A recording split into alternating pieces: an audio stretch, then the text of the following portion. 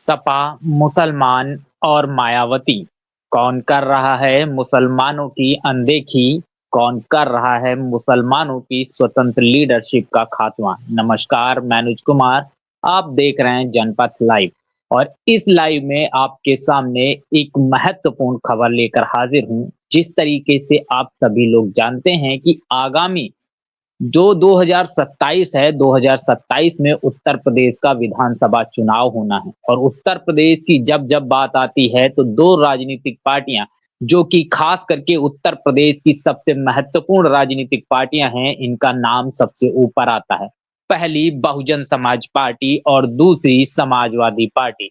हालांकि पिछले लोकसभा चुनाव में समाजवादी पार्टी के प्रदर्शन ने समाजवादी पार्टी को उत्तर प्रदेश की सबसे बड़ी राजनीतिक पार्टी बना दिया है, लेकिन इसके बावजूद बहुजन समाज पार्टी जिसका विधायक मात्र एक है, उसकी धमक आज भी उत्तर प्रदेश में सुनाई देती है।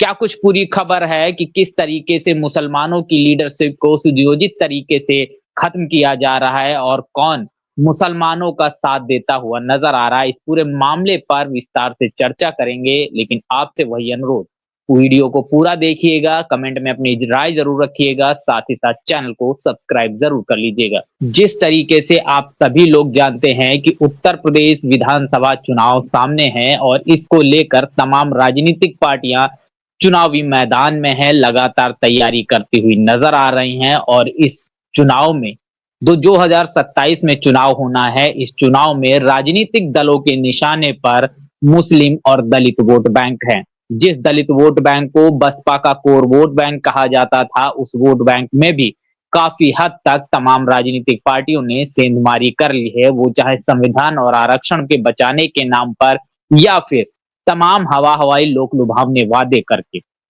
ऐसे में जहां दलितों के वोटों का बंटवारा हुआ है, वहीं पर मुस्लिम समुदाय एकमुश्त होकर भारतीय जनता पार्टी के अपोज में जो पार्टी लड़ती हुई दिखाई देती है, उसे वो वोट करता है, जैसा कि पैटर्न रहा है। लेकिन क्या वो राजनीतिक पार्टियां जो मुस्लिम समुदाय का पूर्णतः वोटर संपूर्ण वोट पाती हैं, क्या वो मुस्लिम समुदाय के उस वोट को लेकर उनकी लीडरशिप के साथ न्याय कर रही हैं? ये देखने वाली बात है। ही मात्र एक उदाहरण से तमाम चीजों को स्पष्ट करने की कोशिश करूंगा। पीलीभीत विधानसभा सीट की बात करेंगे और पीलीभीत विधानसभा सीट में 4 सीटें हैं और उसमें एक सीट पड़ती है पीलीभीत सदर, जो कि मुस्लिम बाहुल्य सीट है और इस सीट पे कुल अगर मतदाताओं की बात करते हैं 3,75,568 कुल मतदाता है। अगर जातिवार मतदाताओं की बात करते हैं तो मुस्लिम समुदाय का यहाँ पर 1,60,000 सबसे ज्यादा मुस्लिम वोट यहाँ पर है। वहीं कुर्मी 68,000 वोट बैंक, लोधी 30,000, सिख 12,000, कश्यप 18,000, मौर्य 18,000, शर्मा 5,000, ब्राह्मण 8,000, बनिया 6,000, वाल्मीकि 8,000 वोट बैंक, सक्सेना 10,000, जाटव 12,000, पासी 3,500, धोबी 3,000, प्रजापति 4,000, राठौर 10,000, ठाकुर 1,500 व अन्य में 9,244 वोट्स आते हैं। इस सीट पर यादव ना के बराबर हैं, लेकिन जिस तरीके से इस सीट का चुनाव रहा है, जिस तरीके से इस सीट पर जीतने वाला विधायक रहा है, ये तरीके से इस सीट पर समाजवादी पार्टी ने सदैव चुनाव जीता, वो अपने आप में एक पढ़ने वाली चीज है। जिस तरीके से देखा जाए इस सीट पर, जो कि मुस्लिम बाहुल्य सीट है, इस सीट पर सपा के वरिष्ठ नेता हाजी रियाज अहमद 4 बार विधायक बने हैं और पहली बार वो सुल्तानपुर से चुनाव लड़े थे और सुल्तानपुर से विधायक बने थे, लेकिन उसके बाद 4 बार वो पीलीभीत सदर सीट से विधायक रहे हैं। हालांकि 1980 की अगर हम बात करते हैं तो हाजी रियाज अहमद निर्दलीय लड़के सुल्तानपुर सीट से विधायक बने। 1989 में रियाज अहमद निर्दलीय लड़े और इसी पीलीभीत सदर सीट से वो विधायक बनते हैं। 2002 में वो समाजवादी पार्टी से पीलीभीत सदर सीट से चुनाव लड़ते हैं, चुनाव जीतकर विधायक बनते हैं। फिर 2002 के बाद 2007 में चुनाव होता है समाजवादी पार्टी के टिकट पर, हाजी रियाज अहमद चुनाव लड़ते हैं और वो फिर से विधायक बनते हैं। 2012 में फिर से चुनाव होता है और इस चुनाव में भी वो समाजवादी पार्टी के सिंबल पर चुनाव लड़ते हैं और चुनाव जीतते हैं, विधायक बनते हैं। 2012 में चूंकि समाजवादी पार्टी की सरकार थी, इसलिए उन्हें कैबिनेट मंत्री का दर्जा भी मिलता है, वो कैबिनेट मंत्री भी बनते हैं। लेकिन 2012 के बाद जब 2017 में चुनाव आता है, तो 2017 के चुनाव में संजय गंगवार जो कि भारतीय जनता पार्टी के प्रत्याशी थे, उनसे हाजी रियाज अहमद चुनाव हार जाते हैं। जहां पर संजय गंगवार जो कि भारतीय जनता पार्टी के कैंडिडेट थे, जिन्हें 1,36,486 लगभग 54% का वोट शेयर हासिल होता है, रियाज अहमद को इस सीट पर 93,130 36.98% का वोट शेयर मिलता है। चुनाव हारने के बाद 29 अप्रैल 2021 में 62 वर्ष की उम्र में कोरोना के टाइम पर उनका इंतकाल हो जाता है और उसी समय उनकी लड़की जो कि समाजवादी पार्टी की सरकार में जिला पंचायत अध्यक्ष हुआ करती थी, रुकैया आरिफ, उनका भी इंतकाल हो जाता है। निधन के ठीक एक साल बाद 2022 में चुनाव होता है और विधानसभा चुनाव में सपा समाजवादी पार्टी ने रियाज अहमद के परिवार में ना तो उनके दामाद आरिफ को और ना ही उनके इकलौते बेटे शाने अली को टिकट देती है और ना ही इस पीलीभीत सदर सीट पर किसी मुस्लिम को टिकट देती है।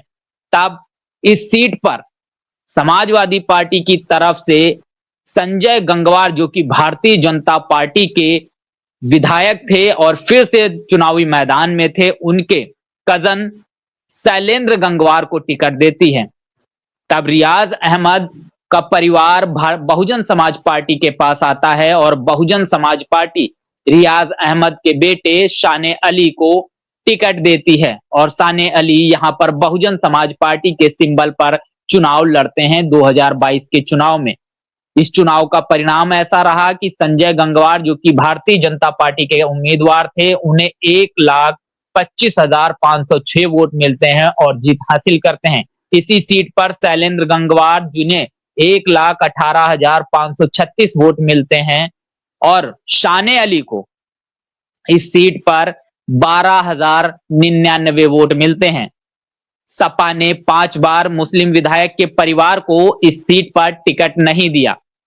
लेकिन बड़ा सवाल यह भी है कि मुस्लिम बाहुल्य सीट पर एकमात्र बहुजन समाज पार्टी से 5 बार सांसद रहने वाले रियाज अहमद के परिवार के जो कैंडिडेट थे, उनके जो बेटे थे शाने अली को, उनको मात्र 12,999 वोट मिला, जो कि बहुजन समाज पार्टी का कैडर का वोट था। इस सीट पर मुस्लिम समुदाय ने अपने मुस्लिम प्रत्याशी को भी दरकिनार कर दिया, जबकि शैलेंद्र जो कि खुद कुर्मी समुदाय से संबंध रखते थे और इस सीट पर चुनाव लड़ रहे थे, इस सीट पर कुर्मी समुदाय ने कहा यह जा रहा है कि शैलेंद्र को वोट ना देकर भारतीय जनता पार्टी के कैंडिडेट संजय गंगवार को वोट दिया। लेकिन पूरे चुनाव में मुस्लिम समुदाय ने एकमुश्त होकर शैलेंद्र गंगवार को वोट दिया, जो कि समाजवादी पार्टी के टिकट पर चुनाव लड़ रहे थे। तो बड़ा सवाल वही कि जो रियाज अहमद हमेशा से समाजवादी पार्टी के चुनाव चिन्ह पर